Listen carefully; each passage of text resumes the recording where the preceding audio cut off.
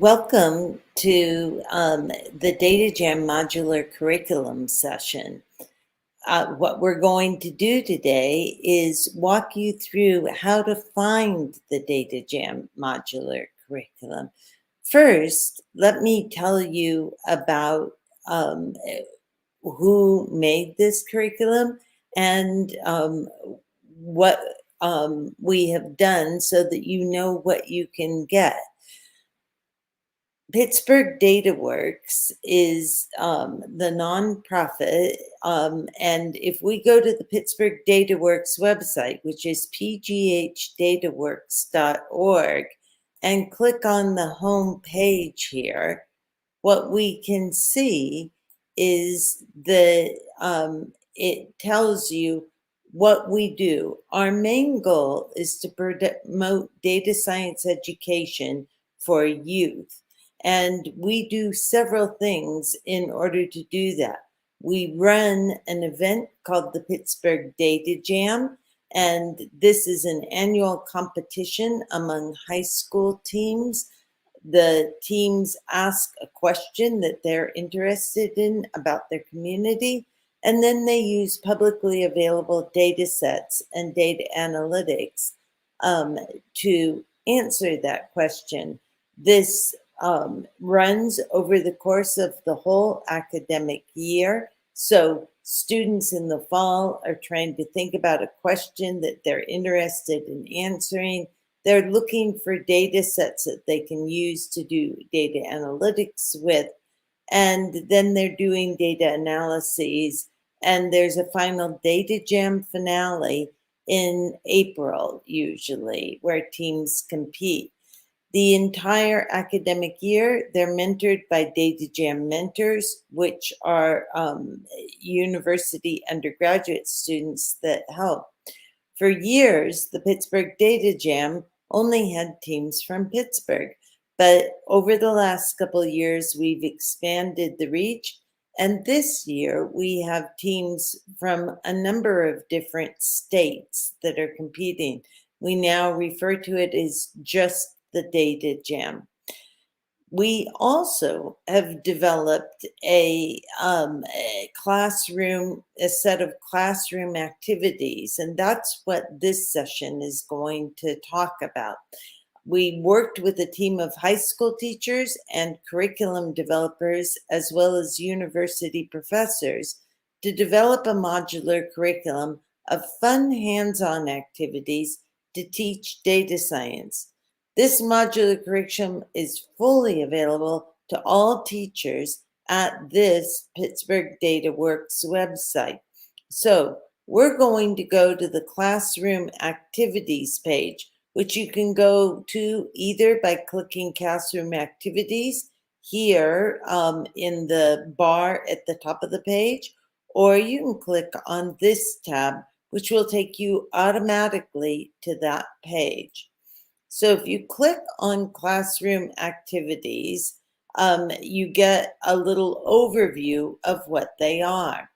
They're an active learning, project-based, hands-on teaching approach. It's a curriculum that emanated from a high school course that was co-developed and co-taught at a local high school in the Pittsburgh area, Bethel Park High School, by two teachers, Emily Smoller, who teaches business education courses, and Lee Cristofano, who teaches physics courses. They collaborated to develop a curriculum that would make use of the DataJam competition. So they had teams at their high school who were participating in the DataJam. I will talk about the DataJam in much more detail in a session that we will broadcast on Friday.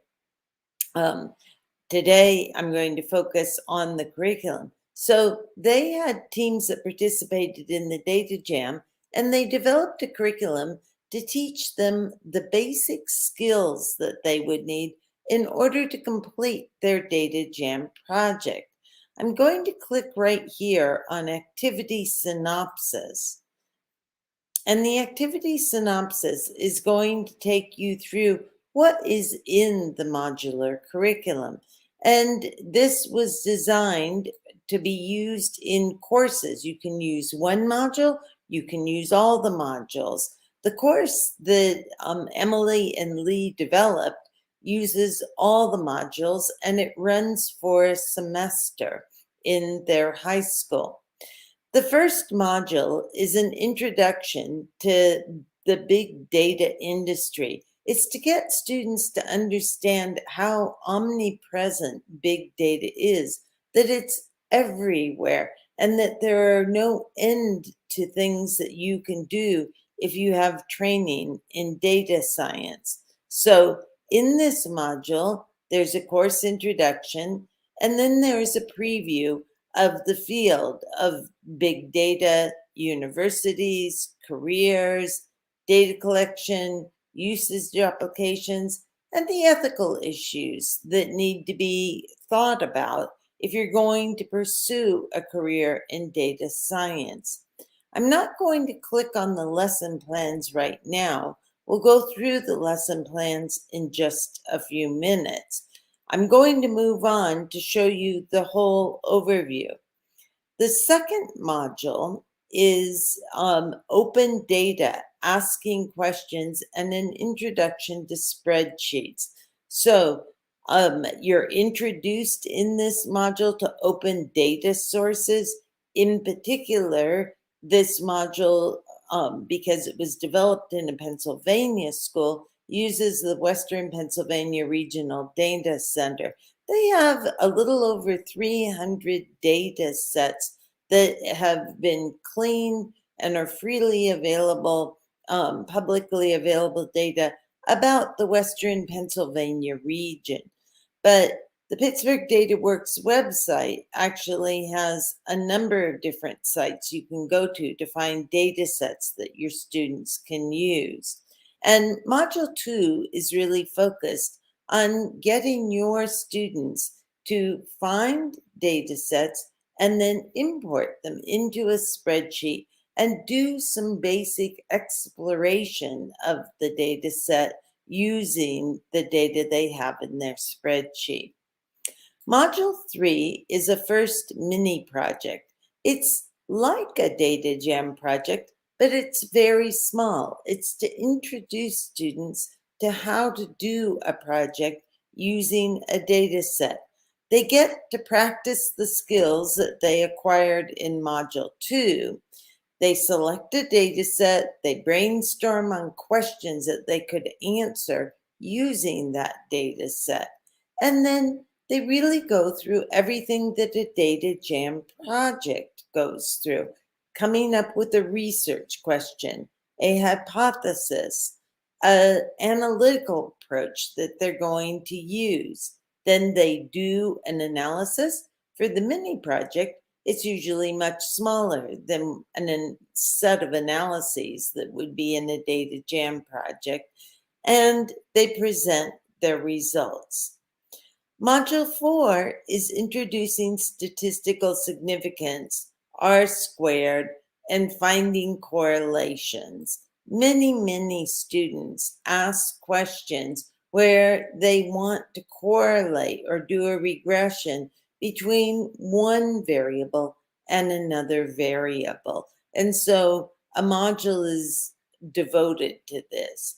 There's an introduction, there is finding correlations, and then there is an individual project.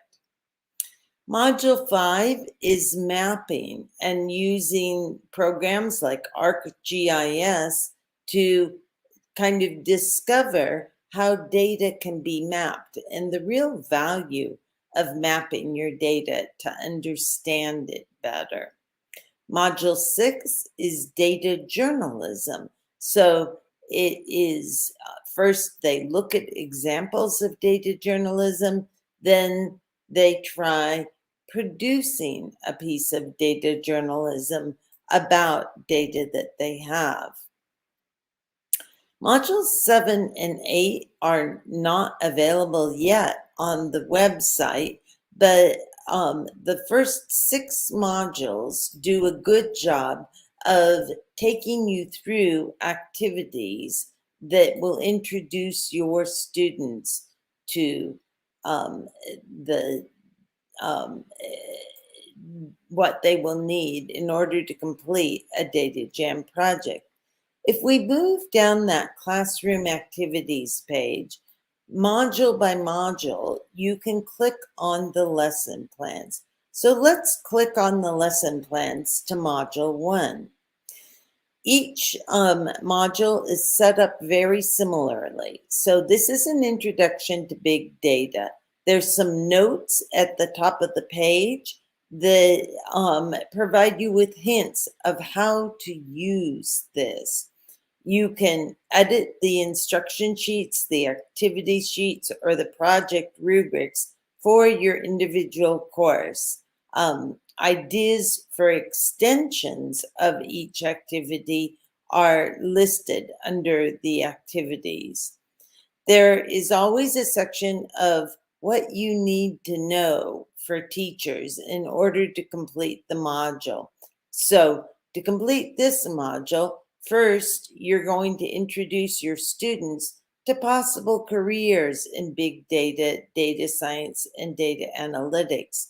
Then you're going to talk about where they could go to college to get degrees that would be applicable for data science and ethical considerations. So you want to be familiar before you use this material with careers, colleges, and the issues with ethical considerations in collecting, storing, and utilizing data. The objective of this module is to develop a deeper understanding and curiosity about the field of big data. There are clearly outlined student objectives. 1, to identify career opportunities in data science. 2nd, to identify local universities or other universities of interest that offer big data, data analytics, and data science certificates or bachelor's, master's, and doctoral programs. A third objective is to identify and analyze how big data applies to students' everyday life. And the fourth objective is to start to understand the ethical issues with data collection and data usage. Now, all classes have to pay attention to standards that they have to teach to. And the Pennsylvania standards that this module applies to are listed here. For your particular state, if you're from another state besides Pennsylvania, we are not listing your state standard areas, but you very likely have standard areas that are quite similar to Pennsylvania, and you should be able to use this as a guide for what state standards this unit would cover. The next section tells you what materials you'll need to run this module. You'll need hard copies of the course curriculum if you're teaching the whole course. You can make a course syllabus. Students will need access to this website, the Pittsburgh DataWorks website. So presumably they'll have computers where they can access the website. As we'll see in Friday's session, there are a number of videos on the website, and one of them is called Introducing the Pittsburgh DataJam. It's a video that was made by DataJam mentors. So you will be able to have your students watch a video that will tell them about the DataJam. And then you need a big data research and student info sheet. We'll come back to that because this is a link. And if you click on this, you will be taken to that sheet. And you need sticky notes. So prerequisites for teachers. And then there are a whole series of activities under this module. So this module won't just go on one day. The teachers who developed it suggests that it would be about a 5-day set of activities. On day 1, you might do activity 1, day 2, activity 2, and so on. But again, as I said, you can choose to do just a module. You can actually choose to use just one activity from a module. So to give you a sense of what the activities are, let's go through the activities in this module. We're not going to do this for all the modules. You can explore this yourself. But so that you understand what you're looking at, activity 1 is going to be the course introduction. So they may go to the Pittsburgh DataWorks website and look at that video that tells your students what the Pittsburgh DataJam is. Then you can have them fill out this data sheet.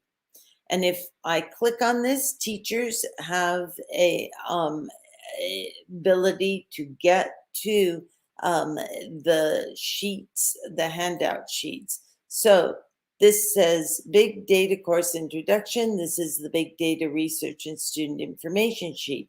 You can either print this out or you can give it to your students electronically. So you'll ask your students to put their name on the page and then in their own words, explain what big data is to them before they even start the course. Think about what universities or colleges they know that they think might offer these degrees. And maybe they can do some searching on the web so that they can put in a data science degree and they can look for universities and then they can list them here. Have them, again, do a web-based search to look for careers and job titles in big data, and have them list several industries that use big data. Have them look at the average starting salary for college graduates in data science and the average salary overall for people that are trained in data analytics and big data. It would be good to have them do a web-based search to look for the demand for qualified data analysts, to list businesses, in this case in Pittsburgh, because this was developed by a school in Pittsburgh. But again, as we said, you can alter this spreadsheet to fit your needs. So if you're in North Carolina or Georgia or California, pick the city you're in so that this is appropriate to the community your students are in. Think of a research problem that big data helped to solve. Define predictive analytics. And then based on what you discovered in question 5, we'll go back to what question 5 was, you want to think of 3 examples of predictive analytics in your everyday life. How are predictive analytics used in your everyday life? Students can then fill in individual information like your current career goal, fields of interest, and list of data science. So this is an activity that your students can do, and it's already developed, and you are able to take them through that. Let's go on to look at activity 2. Activity 2 is introducing your students to what is big data. There are video resources that can add to your discussion, and there are links right here to several video resources. For example, this link takes you to the World Economic Forum. It's a 2-minute presentation on what is big data. This one is big data in 5 minutes, the 5 V's of big data. There are a number of choices, so you may want to let your students choose, or you may want to assign them one and then have a discussion or create a guided note sheet or an ed puzzle so that as they're listening to whatever you've chosen, they actually are having to glean information, use it, and put it into the guided note sheet or ed puzzle. So they're really having to think with it. Activity 3 talks about careers in big data. So you're going to discuss the responses to what they put in their big data research and student info sheet. This is a class discussion, and all the students will be able to participate because they've already each done a web search and looked at careers. There's also a link to a video that's 4 minutes long that tells them a bit about what careers, at least at Walmart, are like in big data. Activity 4 is colleges offering big data and data science programs. And again, this is a class discussion. So you can end up talking and getting them to talk and participate about the local universities they found, the degree granting programs, and then more broadly, all universities. Activity 5 is big data in our everyday life.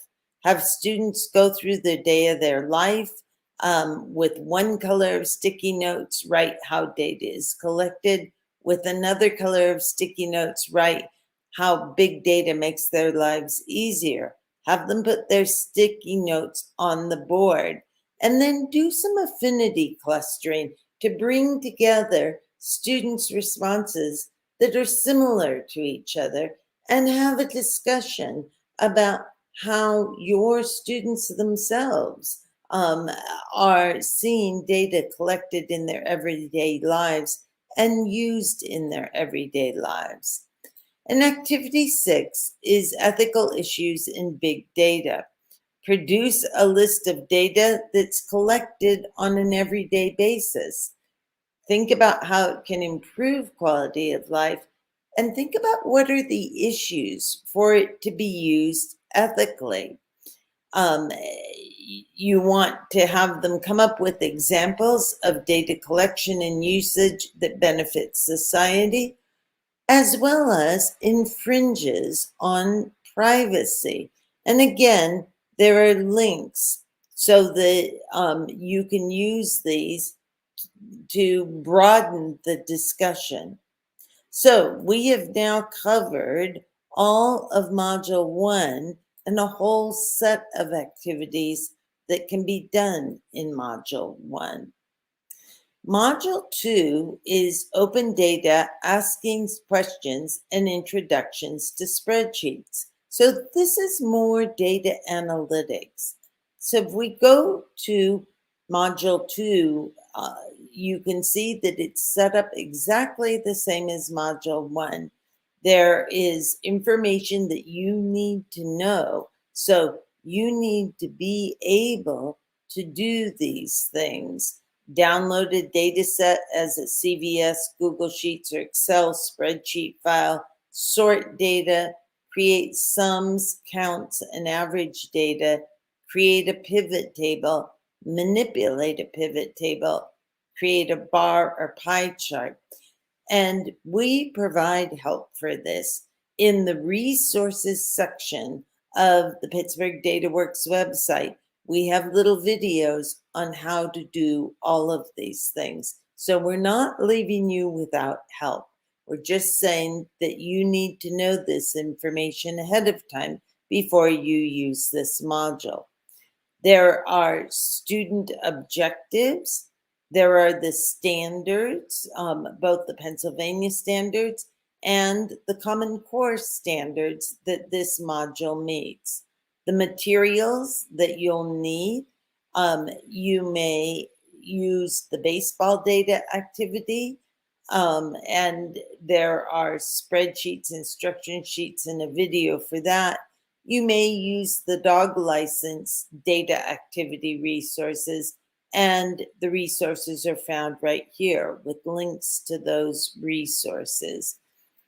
You will want to introduce your students to the general issue of how to use spreadsheets, how to create pivot tables, and how to create graphs. In this case, a link is put in for how to create graphs in Excel. So there are links to each thing you will want to use. And then the activities are listed just like in Module 1. So activity 1 is with baseball data. The data is a very small data set, just 21 rows of data. And that's fantastic because it's a good, easy starting place. If we click on this link right here, it's going to download the data set and it can be opened in the downloaded form. They are then going to look at spreadsheet analysis. There is an instruction sheet and an instruction video that you can click on and have access to. They are going to create and utilize pivot tables. Remember, there was a video link on the Pittsburgh DataWorks website and also linked in this sheet for how to create data pivot tables so they can look at the video and get guidance.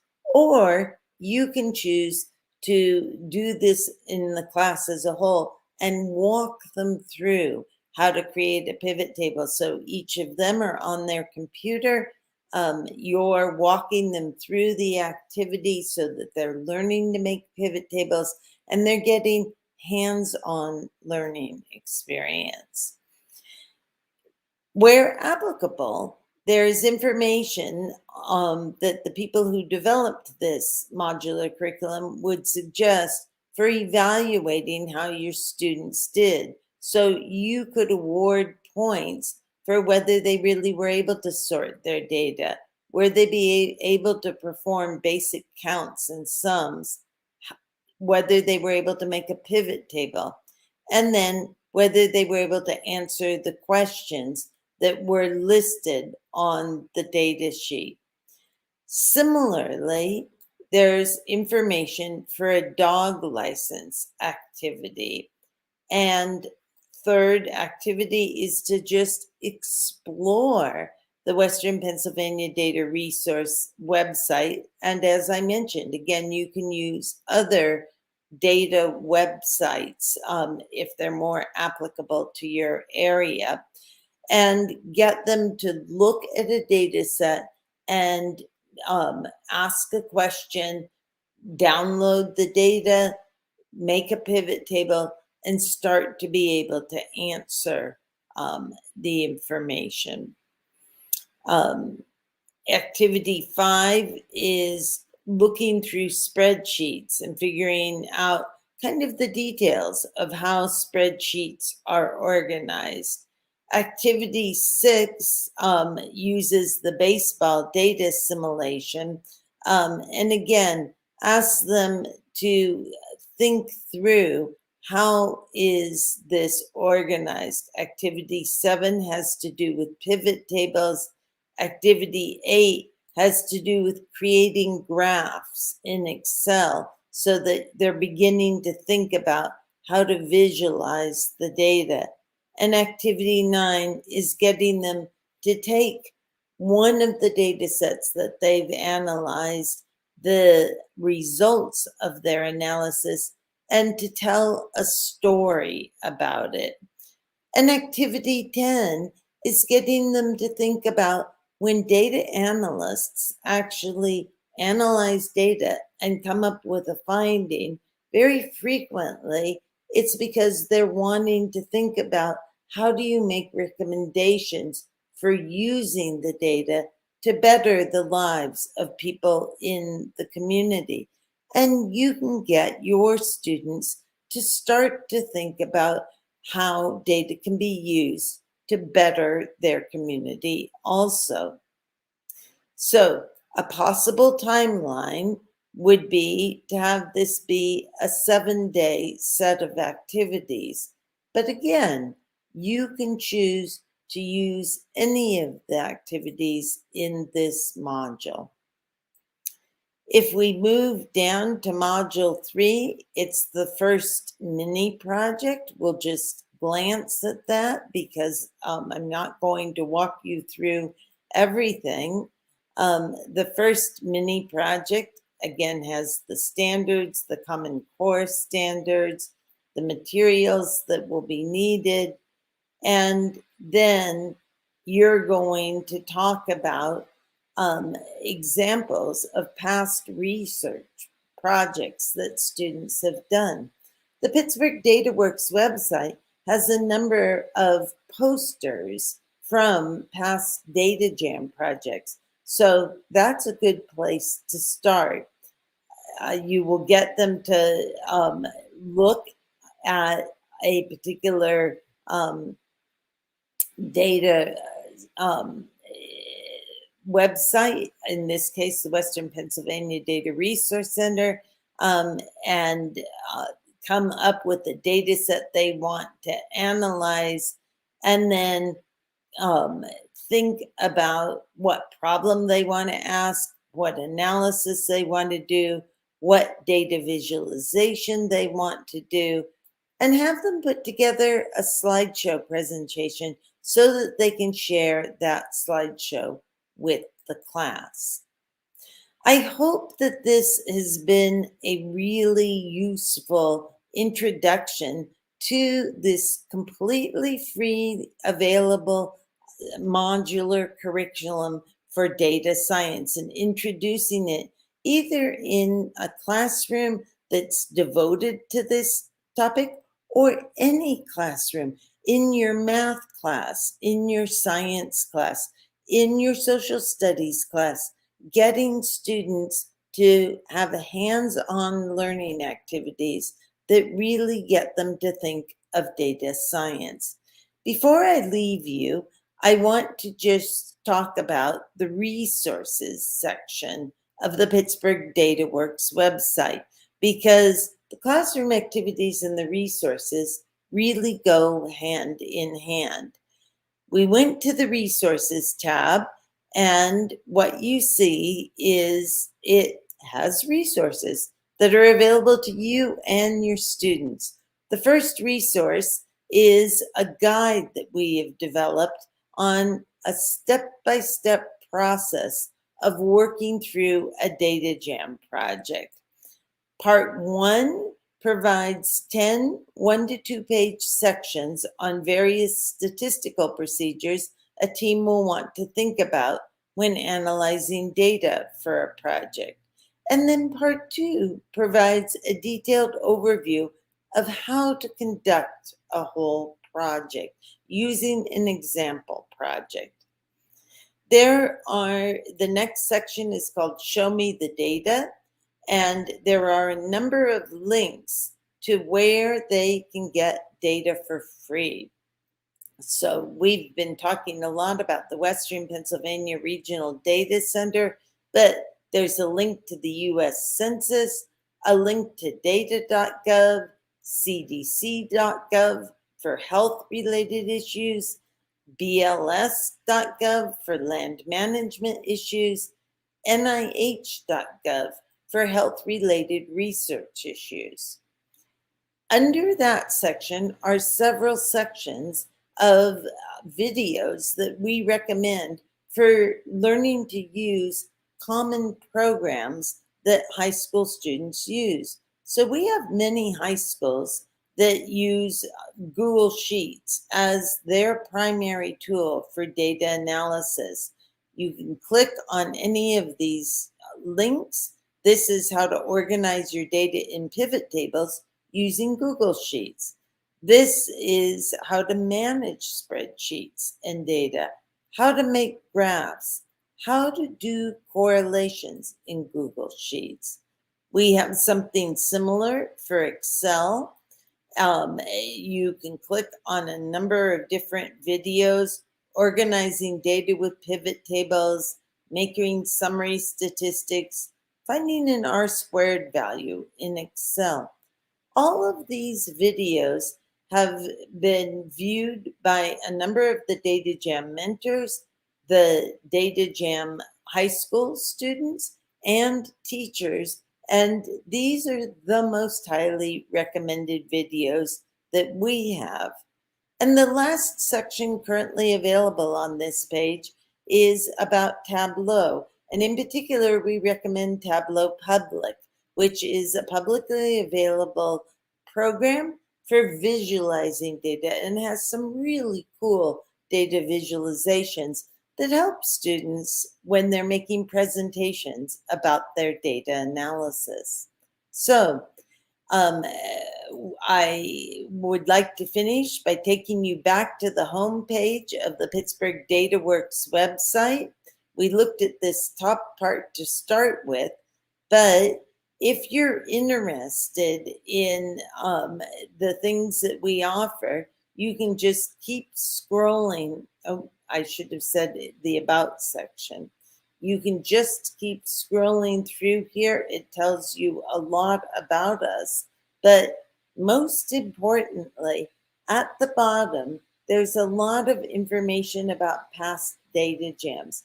And you will see examples of posters. So this is a poster of a data jam project. It maps out the research question, the data sources, the challenges the team faced, and how they visualized and analyzed their data, what they found, and what would future actions in their community look like if they were use the data analyses that they found to move on and suggest things to their community. There's lots of pictures of students participating in the data jam, but again, if you keep scrolling through, you'll see lots of examples of possible projects. I hope that this has been a really useful introduction to the modular curriculum. Please contact us. And our email address is readily available on the Pittsburgh DataWorks website.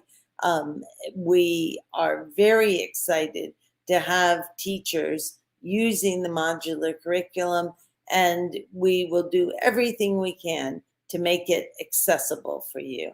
Thank you.